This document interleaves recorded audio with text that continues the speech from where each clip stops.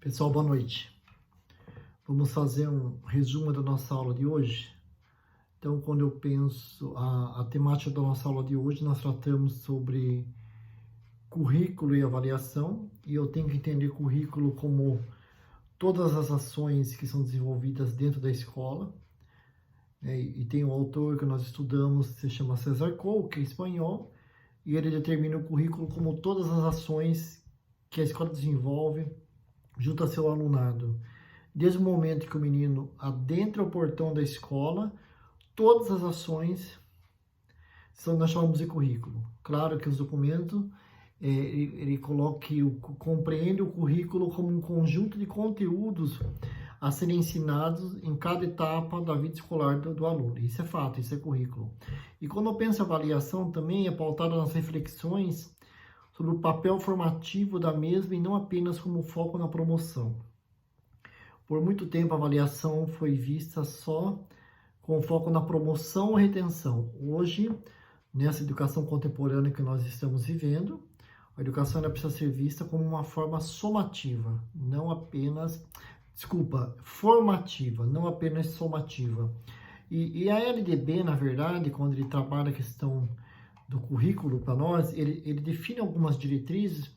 Que currículo que eu vou trabalhar na escola quando eu penso em educação infantil, educação fundamental e ensino médio. Quando, no tocante à educação básica, ela coloca para nós que deve ter uma base nacional curricular comum, esse currículo, que deverá também ser complementada no sistema de ensino de cada estabelecimento por uma parte diversificada que contempla as características regionais e locais da cultura dos alunos. Então, quando eu penso em currículo, eu tenho que pensar assim, no sentido da palavra dentro da sala de aula. Que conteúdo que eu vou trabalhar na sala de aula? Que metodologias que eu vou utilizar? Que prática de sala de aula pedagógica a mais apropriada para atender às necessidades de cada aluno de cada região do nosso Brasil, que tem uma dimensão continental. E deverão ser observados, quando eu penso esse currículo em sala de aula, pelos conteúdos curriculares da educação básica, as seguintes diretrizes. Ele fala assim, difusão de valores fundamentais ao interesse social, aos direitos e deveres dos cidadãos, de respeito ao bem comum e à ordem democrática. Isso é uma diretriz. Consideração das condições de escolaridade dos alunos em cada estabelecimento. Orientação para o trabalho, propiciar conteúdos e metodologias que auxiliem que auxiliem o educando a identificar os aspectos que irão ajudar na escolha de sua carreira. Promoção do desporto educacional, apoio às práticas esportivas não formais. O esporte deve ser praticado no sistema de ensino, evitando a seletividade e a competitividade excessiva de seus praticantes. Quando penso esse currículo, eu preciso pensar em formar o cidadão na sua integralidade. Tá? Então, a educação infantil, o currículo de educação infantil, ele é pautado em 5 campos de experiência. O conteúdo que eu vou desenvolver na educação infantil, ele está pautado em 5 campos de experiência que nós chamamos de o eu, o outro e o nós. O professor precisa conhecer como é que eu trabalho a questão do relacionamento, na interação com os outros indivíduos, a criança na interação com ele mesmo, com o outro e com o conjunto. Essa é uma diretriz, é um campo de experiência do currículo de educação infantil. O corpo, gesto e movimento. Eu trabalho literalmente por meio do corpo. Desde cedo, as crianças exploram os objetivos, o mundo e o espaço em sua volta. Então, ele perceber que ele faz parte de um espaço, que ele não é algo além de onde ele mora, ele faz parte desse contexto. Traços, sons, cores e formas é uma diretriz do currículo de educação infantil.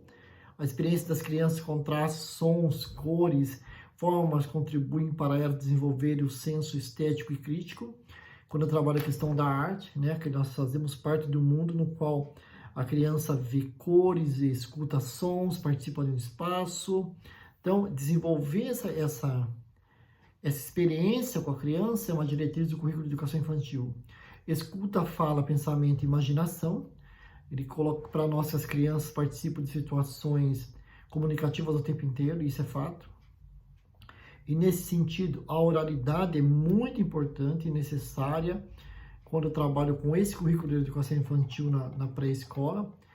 Espaço, tempo, quantidade, relações e transformações.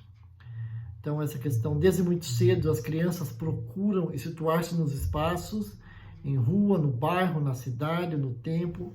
E é interessante pensar um currículo de educação infantil, o tempo todo é situar esse aluno no mundo no qual ele está inserido. Essa é a proposta da educação infantil. Quando, em linhas gerais, né? Quando eu penso em currículo do ensino fundamental e ensino médio, deve abranger conteúdos obrigatórios, nós temos conteúdos obrigatórios, estudo da língua portuguesa e da matemática, o conhecimento do mundo físico e natural, da realidade social e política, especialmente do Brasil, o ensino da arte, especialmente suas experiências regionais, expressões regionais. O que é isso? Eu preciso pensar quando o aluno vem, ele sai da educação infantil e vem para os anos iniciais, que é constituído do 1º ao 5º ano, 6º ao 9º, que os anos finais, são os anos finais do ensino médio.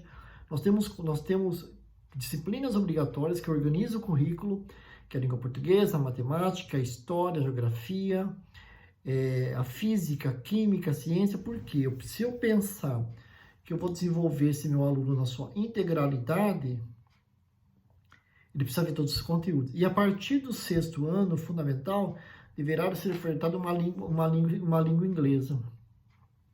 Outra linguagem não constitui o componente curricular. Irão constituir o componente curricular. As artes visuais, a dança, a música, né? Que entra na disciplina da arte, na verdade. Tá? Constituirá componente curricular complementar integrado à proposta pedagógica da escola, a exibição de filmes. Então, todos aqueles recursos que eu trago para a sala de aula constituem componente curricular, mas é uma possibilidade a mais para eu como professor, eu complementar a minha aula.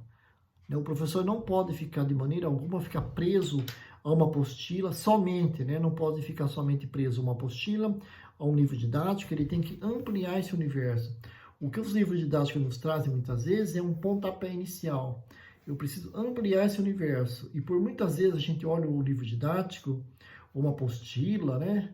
Depois você não é mais só isso. Então o professor precisa ter esse feeling, esse olhar para dentro desse conteúdo que está posto ali e pensar assim, não, esse conteúdo é muito além para a minha turma, ou esse conteúdo é muito aquém para a minha turma. Ele tem a possibilidade, ele tem a sua autonomia, não perdendo de vista o marco legal. O que é o marco legal?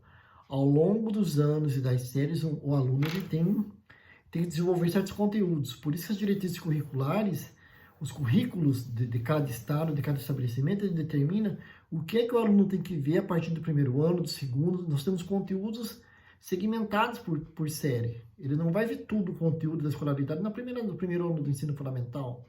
Nós temos conteúdo específico para o 1º, para o 2º, para o 3º e assim por diante até o ensino médio. Alguns conteúdos dependem do outro. Nós temos conteúdos que são pré-requisitos, que se o aluno não souber, ele não dá conta de fazer uma equação lá no ensino médio.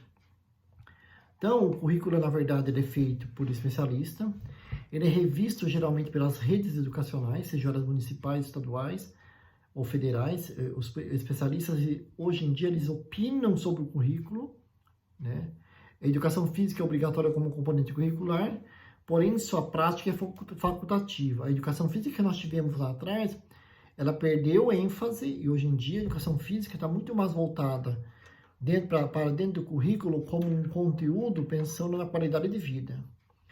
Se lá atrás a educação física era vista só para prática de exercício, que ainda não se perdeu isso, mas hoje em dia é muito mais pensar como é que eu trabalho a educação física como uma matéria reflexiva, produtora de conhecimento, mas que leve o meu aluno a pensar sobre a importância do não sedentarismo, a importância de uma qualidade de vida por meio da questão do exercício físico, né? E aí nós chegamos na avaliação, de uma forma bem geral. O que é avaliação? Antigamente, a avaliação era, como é que nós passamos pela escola? A avaliação era tida como só somativa. O professor aplicava uma prova, geralmente uma prova escrita, e tirava algumas redes, né? Nós tínhamos conceitos, era para mensurar, na verdade, só para classificar o aluno. Foi aprovado, foi reprovado.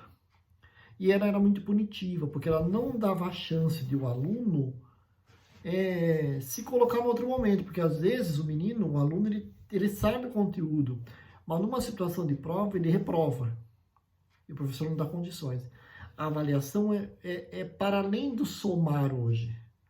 Hoje em dia, a avaliação é de processo, nós chamamos de avaliação de processo porque eu ensino um conteúdo, seja na creche, seja na pré-escola, nos anos iniciais, anos finais, né? Quando eu falo anos finais, é do sexto ao nono ano, ensino médio, ela precisa ter um viés formativo. O que é?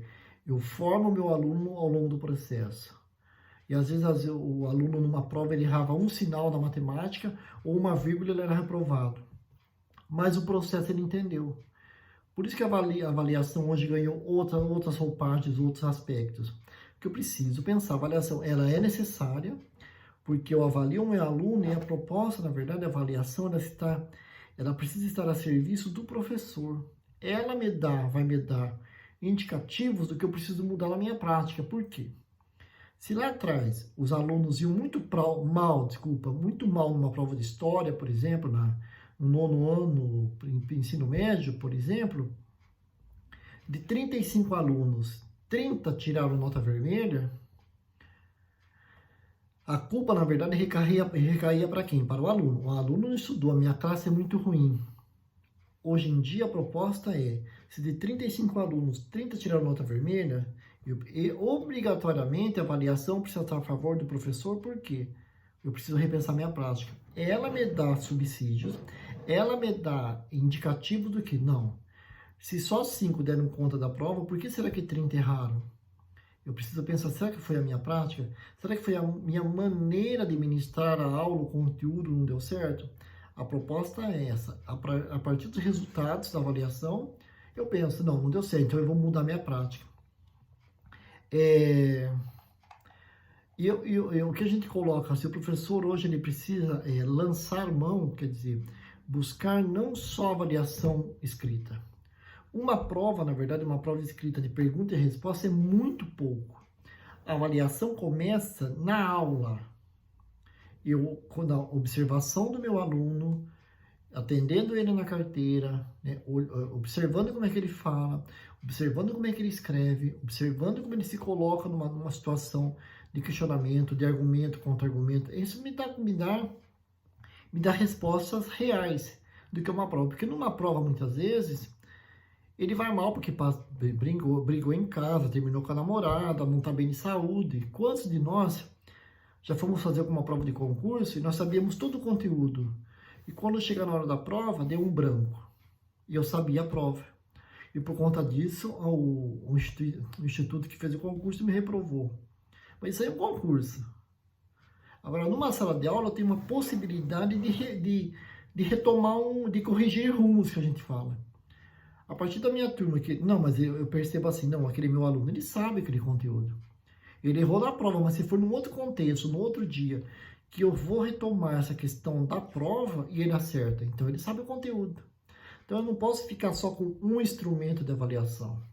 Eu preciso lançar mão de avaliações, de trabalho em equipe, de oralidade, de conversa, do texto, da produção, da prova escrita mesmo, né? Mas aí eu tenho mais possibilidades para avaliar. Não, ele não foi bem na prova escrita, mas quando eu converso com ele, ele fala do conteúdo. Quando eu dou uma cruzada para ele, uma cruzadinha, ele sabe o conteúdo. Quando eu coloco numa roda de conversa para ele se expressar, para ele justificar, ele sabe o conteúdo. Por que eu vou punir esse aluno só por conta que ele não foi bem na prova?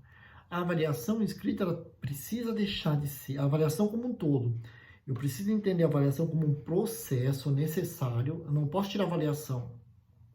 A avaliação na sala de aula é necessária. Mas eu preciso pensar como um processo. O que é isso? Eu avalio o meu aluno desde o primeiro dia de aula até o dia da prova. E aí eu vou somando.